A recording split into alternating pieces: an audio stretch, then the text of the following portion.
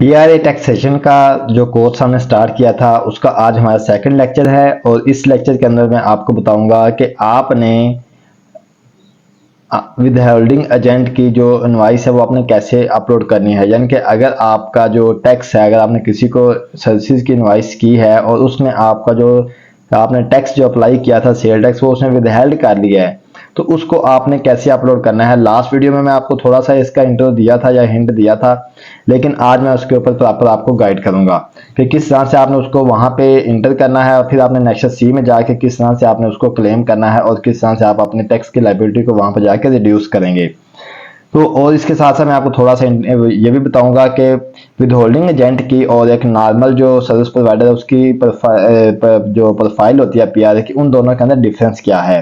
तो आज के छोटे से टॉपिक में हम ये सीखेंगे। बिस्मिल्लाहिर्रहमानिर्रहीम, अस्सलाम वालेकुम। आपको अपने channel A to Z tax consultant पे वेलकम करता हूं। नाज़रीन, मैं हूं आसिफ नदीम और आप देख रहे हैं मेरा यूट्यूब चैनल और फेसबुक पेज। नाज़रीन, जैसा कि आपको मैंने थोड़ा सा इंट्रो पहले ही दे दिया है, ब्रीफिंग पहले ही दे दिया है कि आज का हमारा असल में जो टॉपिक है वो है क्या। आज हम विदहोल्डिंग एजेंट के बारे में सीखेंगे और उसकी इनवाइस को अपलोड करना सीखेंगे। सबसे पहले आपको बता दूं कि विदहोल्डिंग एजेंट जो होता है वो पर्सन होता है जिसके पास राइट होते हैं, जिसके पास जो है वो जो उसकी प्रोफाइल जो है वो इस तरह से मेंटेन की गई होती है कि वो सिर्फ टैक्स विदहेल्ड कर सकता है, वो कुछ सर्विस प्रोवाइड नहीं कर सकता। और ये ज़्यादातर जो विदहोल्डिंग एजेंट होते हैं ये आपके गवर्नमेंट अदारे होते हैं, किसी भी इनके आपके स्टेट के जो है वो अदारे हैं, वो गवर्नमेंट के अदारे वो विदहोल्डिंग एजेंट होते हैं। जो नॉर्मल जो कंपनीज होती हैं वो विदहोल्डिंग एजेंट नहीं होती, बल्कि वो जो है वो सर्विस प्रोवाइडर ही कंसिडर होती हैं। हाँ, अगर किसी ने अपने आप को, क्योंकि अगर कोई मजीद आगे जो कोई सर्विस प्रोवाइड नहीं कर रहा, तो उसने अगर आपने अपने आप को as a withholding agent register किया हुआ है तो वो भी टैक्स आपका विदहेल्ड कर सकता है। इसके ऊपर मजीद जो डेप्थ में जो लेक्चर है वो मैं ऑलरेडी इसके ऊपर एक रिकॉर्ड करके तो यूट्यूब चैनल के ऊपर रखा हुआ है। आप उस लेक्चर को जो है वो आप जाके देख सकते हैं, उसको सुन सकते हैं। तो अभी मैं सबसे पहले अपने टॉपिक को स्टार्ट करने से पहले आपको जरा दो प्रोफाइल का जो विजिट कराता हूँ कि एक जो विदहोल्डिंग एजेंट है उसकी प्रोफाइल में और जो हमारे नॉर्मल जो सर्विस प्रोवाइडर है इन दोनों की प्रोफाइल में जो डिफरेंस है वो क्या चीज़ है। अभी मैं आपको पहले वो दिखाता हूँ। उसके लिए मैं पहले अपने यहाँ पे एक लॉगिन करता हूँ, जो कि नॉर्मल जो सर्विस प्रोवाइडर है उसका पहले लॉगिन करता हूँ, फिर आपको जो है वो विदहोल्डिंग एजेंट की जो लॉगिन से आपको दिखाऊंगा कि इन दोनों में क्या डिफरेंस है।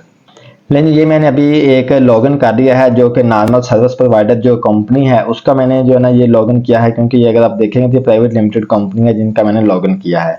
अब यहाँ पे मैं पहले सबसे पहले इनकी प्रोफाइल में जाऊंगा।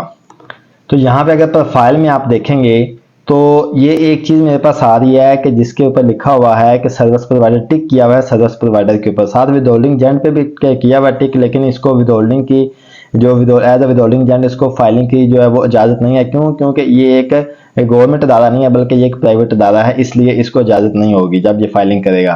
तो इसको ये टिक जो है वो इसका है जी सर्विस प्रोवाइडर के लिए, तो ये सर्विस सिर्फ अपनी सर्विस प्रोवाइड करेगा, विदहोल्डिंग एजेंट ये नहीं होगा, किसी का टैक्स विदहेल्ड नहीं कर सकता। अभी मैं आपको दूसरी प्रोफाइल पे लेके जाता हूँ जो कि सिर्फ विदहोल्डिंग एजेंट है और वो भी दिखा देता हूँ कि वो किस तरह से विदहोल्डिंग एजेंट है और वो कौन सा अदारा है जो विदहोल्डिंग एजेंट कंसीडर होता है। उसकी मैं प्रोफाइल अभी आपको विजिट कराता हूँ।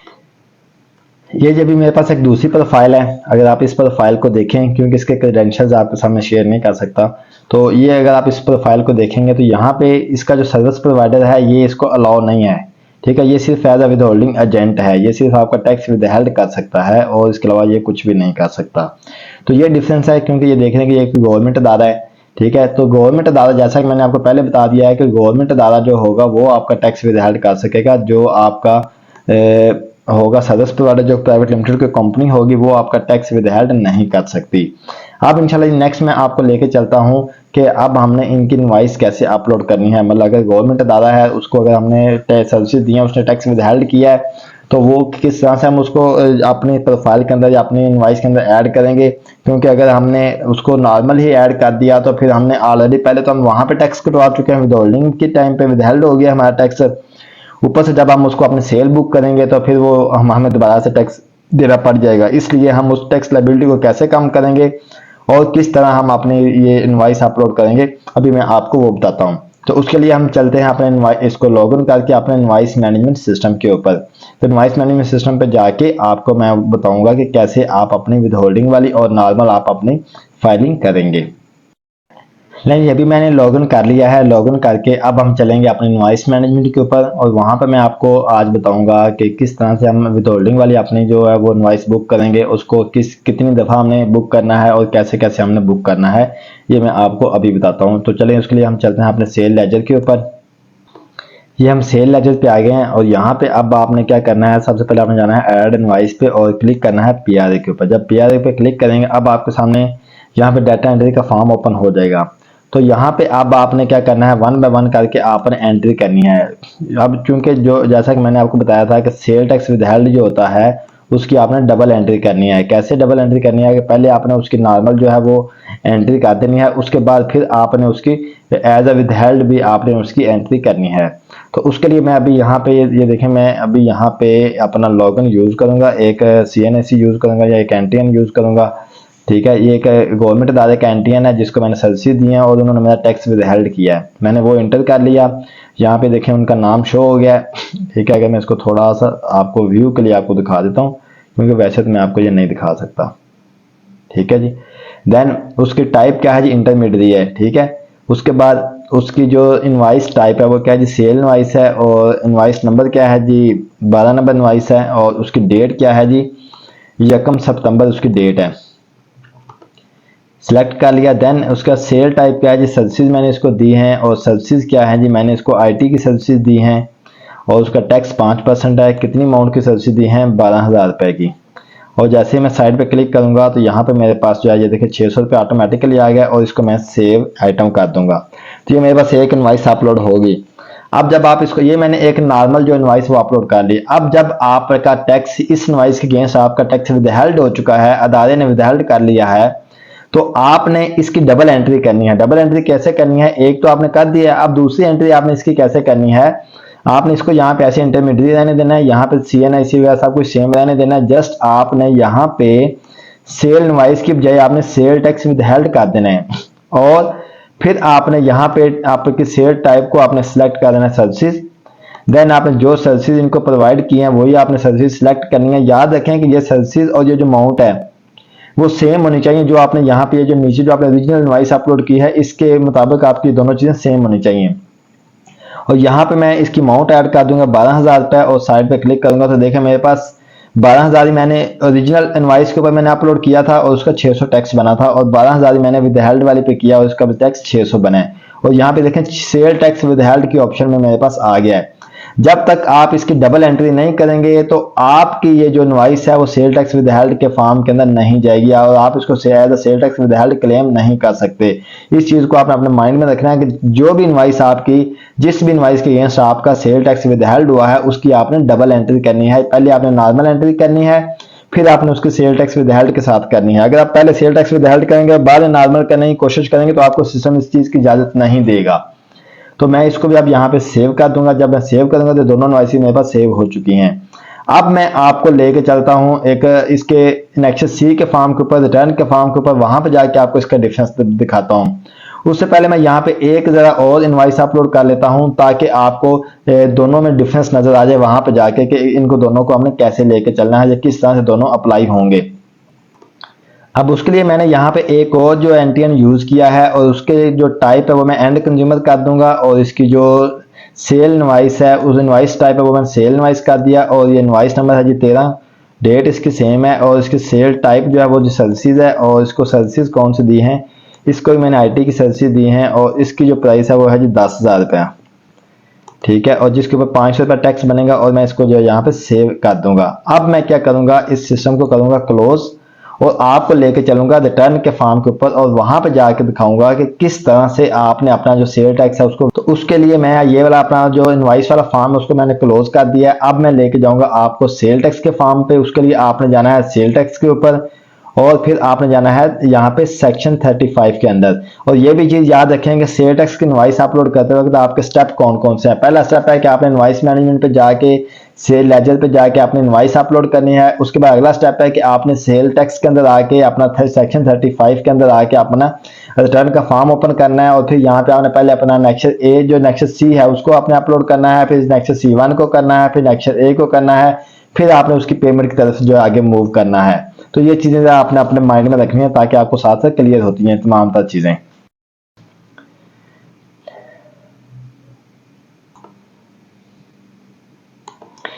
यहाँ पे अब मैं जो मेरा सेल इनवॉइस का जो फॉर्म है उसको मैं पहले ओपन करता हूँ। जैसे ही मैं ओपन करूंगा तो मेरे सामने सिस्टम मुझे पूछेगा पीरियड सेलेक्ट करें किस मंथ की आपने फाइलिंग करनी है। तो उसके लिए मैं यहाँ पे क्लिक करूंगा और इसको मैं बताऊंगा कि मैंने 2025 की से फाइलिंग करनी है, क्योंकि सितंबर 2024 की फाइलिंग जो है उसके लिए टैक्स ईयर 2025 आपको सिलेक्ट करना पड़ेगा। मैंने इसको सिलेक्ट कर लिया। जैसे ही सिलेक्ट करूंगा तो अब मेरे सामने जो मेरा रिटर्न का फॉर्म है वो ओपन हो चुका है। अब नेक्स्ट प्रोसेस ये है कि क्योंकि मैंने पहले आपको बताया कि हमने नेक्सस सी को अपलोड करना है, तो मैं जाऊंगा नेक्सस सी के ऊपर। जैसे ही नेक्सस सी के ऊपर जाऊंगा तो यहाँ पे देखें मेरे पास अभी तक कोई डाटा शो नहीं हो रहा। तो अब मैं क्या करूंगा, मैं जाऊंगा यहाँ पे लोड इनवॉइसेस के ऊपर। जैसे ही लोड इनवॉइसेस पे क्लिक करूंगा तो मेरे सामने मेरे कुछ जो यहाँ नीचे जो है वो इनवॉइसेस जो डिस्प्ले हो जाएंगी। लेकिन ये मैंने देखें कि जैसे मैंने लोड सेल इनवॉइसेस के ऊपर क्लिक किया है तो अब मेरे सामने नीचे देखें कि इनवॉइसेस वो दोनों इनवॉइसेस अपलोड हो गए जो कि मैंने ये यहाँ पे शो हो गए, जो मैंने जो इनवॉइस मैनेजमेंट के अंदर जाके अपलोड की थी। ठीक है, ये एक मेरे पास पहली वाली जो इनवॉइसेस है ये अगर देखेंगे तो ये मेरे पास जो है वो एंड कंज्यूमर वाली है जो कि मैंने किसी कंपनी के नाम पे की थी, और दूसरी जो वो इंटरमीडिएट वाली है जो कि मैंने किसी गवर्नमेंट इदारे के नाम पे की थी। दोनों मेरे पास यहाँ पे अपलोड शो हो गए हैं। अब अगर मैं इन्हीं को सिर्फ यहाँ पे लेके इन्हीं की बेस पे अगर मैं आपको यहाँ पे देखें, इसको मैंने किया क्या सिलेक्ट किया, सिलेक्ट करके अगर मैं इनको यहाँ पे सबमिट कर देता हूँ तो मुझे सबमिट अभी नहीं करना है क्योंकि मैंने अभी पहले नेक्सस C1 सबमिट नहीं किया। तो वो अभी मैं नेक्स्ट लेक्चर में आपको बताऊंगा कि आपने कैसे जो है ना वो नेक्सस C1 अपलोड करना है। अभी फिलहाल मैं आपको लेके जाता हूँ डाटा के फॉर्म के ऊपर, थोड़ा सा आपको डिफरेंस बताता हूँ। यहाँ पे मैं इसको कहता हूँ कैलकुलेट। जब मैं कैलकुलेट करूंगा तो यहाँ पे देखें कि अभी तक मेरे पास ये जो सेल टैक्स विद हेल्ड है इसके अंदर कोई अमाउंट नहीं आ रही। ठीक है, और अगर मैं सेल टैक्स के अंदर जाऊंगा तो यहाँ पे देखें मेरे पास 1100 रुपए पेबल आ रहे हैं। ठीक है, अगर हेड वाइज पेबल में दिखाऊंगा तो यहाँ पे मैंने 1100 रुपए पे करने हैं अभी तक। और अब मैं दिखाता हूँ आपको वो फैक्ट के आपने अब चूंकि ये तो सारी चीजें शो हो गई, इसके मुताबिक शो होगी सारी चीजें। अब अगर आपने, अब मैं वो सिर्फ फैक्ट आप लोग को बताने लगा हूं कि जो आपका टैक्स विदहेल्ड हो गया था, क्योंकि अभी तो यहाँ पे मेरे पास, अब आप कहेंगे कि सर मैंने तो 600 जो है ना वो गवर्नमेंट दादा को सब्सिडी दी थी और 500 रुपया जो टैक्स है वो मैंने दी थी किसी कंपनी को। तो मुझे तो ऑलरेडी मेरा तो 600 रुपया टैक्स जो ऑलरेडी कट चुका है, जो अदारे ने काट लिया, विदहेल्ड कर लिया है। तो मेरे पास फिर भी पेबल जो 1100 रुपया पूरा आ रहा है। तो उसके लिए आपको जो आपने सेल टैक्स विद हेल्ड के अंदर आपने अपनी इनवॉइस अपलोड की थी उसको आपको यहाँ पे पहले आके क्लेम करना पड़ेगा। और क्लेम करने के लिए आपको जाना पड़ेगा सेल टैक्स विद हेल्ड के अंदर। जब आप सेल टैक्स विद हेल्ड के अंदर जाएंगे तो यहाँ पे अब आपको क्लेम करना पड़ेगा। पहले इसको सर्च करेंगे फिर आप क्लेम करेंगे, जो कि अभी मैं आपके सामने करके दिखाता हूँ आपको। तो यहाँ पे मैं आपको लेके जाऊंगा सेल टैक्स विद हेल्ड के अंदर और यहाँ पे मैं इसको करूंगा सर्च। जैसे देखें मैंने सर्च किया है तो मेरे पास ये देखें ये वो आ गई डिटेल सारी कि ये मैंने इस अदारे को मैंने ये सर्विसेज दी थी, उन्होंने सेल टैक्स में विदहेल्ड किया था और ये सारी उसकी डिटेल आ गई। जस्ट मैं इसको यहाँ पे सिलेक्ट करके तो मैं इसको यहाँ पे क्लेम कर लूंगा। जब मैं इसको क्लेम कर लूंगा और एट द एंड क्या होगा, जब आप अपने टैक्स की रिटर्न ये सेल टैक्स की फाइलिंग करने लगेंगे तब आपको सिस्टम बोलेगा कि आपके जिस अदारे के अगेंस्ट आपने सेल टैक्स विदहेल्ड की अमाउंट डाली है उन्होंने अभी तक आपके नाम पे टैक्स जो इसके इनवॉइस को वेरीफाई नहीं किया। तो जब आप ये फाइलिंग करने लगेंगे उस वक्त आप अपने उस अदारे को या जिन्होंने आपका टैक्स विदहेल्ड किया होगा उसको आप कॉल करेंगे कि भाई मैंने अपनी तरफ से इनवॉइसेस जो है वो अपलोड कर दी हैं। अब आपका काम है कि आप जो है वो इसको इसके अगेंस्ट जो है वो इसको वेरीफाई करें, मेरी इनवॉइसेस को वेरीफाई करने के बाद आप इसका जो है वो टैक्स है जो वो जमा कराएं। तो वो अदारा फिर उस टैक्स को जमा कराएगा। जब वो अदारा उस टैक्स को जमा करवा लेगा तो देन फिर आप क्या करेंगे, उसको क्लेम कर सकेंगे। अब जस्ट जो मैं आपको डिफरेंस दिखाना चाह रहा हूँ वो डिफरेंस ये है कि अगर देखें जब मैंने पहले आपको दिखाया था और मैंने कैलकुलेट किया था तो यहाँ पे कोई अमाउंट नहीं शो हो रही थी। अब इसको मैंने दोबारा कैलकुलेट किया तो यहाँ पे देखेंगे 600 रुपया मेरे पास टैक्स विदहेल्ड के अंदर आ गया है। और अगर मैं आपको यहाँ पे लाइबिलिटी के अंदर लेके जाऊंगा तो पहले मेरे पास यहाँ पे पेबल आ रहा था 1100 रुपया, अब मेरे पास यहाँ पे पेबल आ रहा है 500 रुपया। क्यों? क्योंकि 600 रुपया जो मेरा विदहेल्ड हो गया था उसको मैंने क्लेम कर लिया था। तो ये था आज का हमारा छोटा सा टॉपिक कि किस तरह से हम अपनी सेल टैक्स विदहेल्ड की इनवॉइस को अपलोड करेंगे सिस्टम के अंदर और किस तरह से हम उसको क्लेम करेंगे।